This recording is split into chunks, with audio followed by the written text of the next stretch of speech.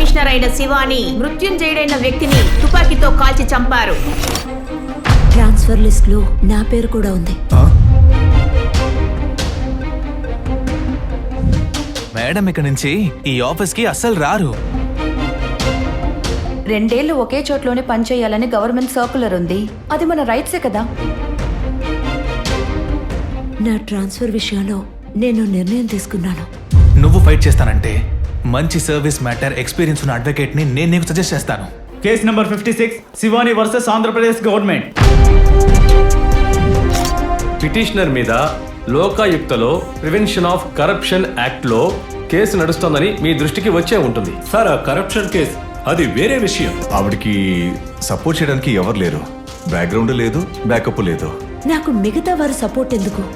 నేను నా రైట్స్ అడుగుతున్నాను. మంచి మంచి పేమెంట్స్ వచ్చే ఫైల్స్ అన్ని హోల్డ్ లో పెట్టాను సార్. మీరు అడుగు పెట్టండి, అన్ని మూచేస్తాను. ఒక ఇంపార్టెంట్ స్టోరీ చిక్కింది.